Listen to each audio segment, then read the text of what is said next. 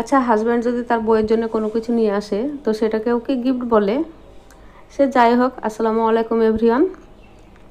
তো উপহার পেতে কিন্তু সবাই পছন্দ করে, আপন মানুষের কাছ থেকে হোক আর পর মানুষের কাছ থেকে হোক, আর ছোট হোক আর বড় হোক, সব কিছুই কিন্তু গিফট তো গিফটই, এবং সেটা পেয়ে সবাই হ্যাপি ফিল করে।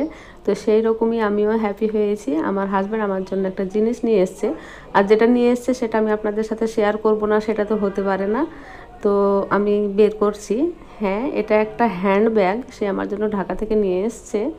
অবশ্য আমি বলে দিয়েছিলাম যে কালারটা যে ব্ল্যাক বা হোয়াইট, কারণ সে অত দূর থেকে একটা জিনিস নিয়ে আসবে আর আমার যদি পছন্দ না হয় তাহলে না আমি হ্যাপি হব না সে হ্যাপি হবে।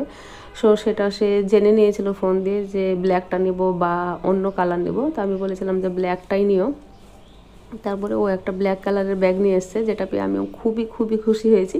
আর আমার পছন্দ হয়েছে, অনেক অনেক পছন্দ হয়েছে। আর অনেক দিন পর আমার হাজব্যান্ড নিজে নিজে একটা জিনিস কিনে নিয়ে এসছে, যেটা আমি দেখিনি আগে। আর ব্যাগটার সাথে একটা ছোট্ট ব্যাগ আছে, কারণ আমার হাজব্যান্ড সব সময় ভয় পায় আমার জন্য জিনিস কিনতে, যে সে নিয়ে আসবে আর আমি পছন্দ করব না, তাহলে তো ব্যাপারটা অন্যরকম হয়। প্রায় অনেক স্ত্রীরাই আছে যেটা এরকম, যে তার নিয়ে আসা জিনিসটা অনেক সময় পছন্দ হয় না। হ্যাঁ, আমারও কখনো হয় কখনো হয় না, এটা সবার মধ্যেই হয়, সব জিনিসই তো আর সবার ভালো লাগে না।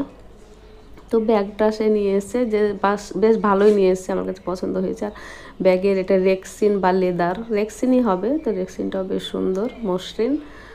আর আমি ব্যাগ কিনতে গেলে প্রথমে চেম্বারগুলো দেখি যে কতটুক জায়গা আছে ভিতরে এবং কয়টা চেন আছে।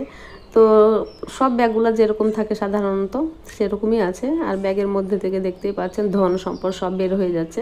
তো ছোটোবেলায় আমি ভাবতাম যে ব্যাগের মধ্যে থেকে যদি টাকা বের হতো এগুলোর সাথে, তাহলে তো কতই না ভালো হতো। তো এই তো এখানে 3টা চেম্বার, দুই পাশে 2টা, আর মধ্যেখানে একটা টাকা রাখার জন্য, খাজানা রাখার জন্য।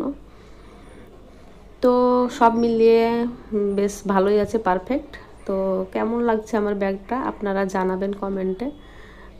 আর হচ্ছে আমার পেজটাকে ফলো দিবেন ভিডিওগুলো যদি ভালো লেগে থাকে। তো এ পর্যন্ত সবাই ভালো থাকবেন, সুস্থ থাকবেন। আরেকটি ব্লগ দেখার আমন্ত্রণ জানিয়ে এখানেই বিদায় নিয়েছি। সবাই ভালো থাকেন, আল্লাহ হাফেজ।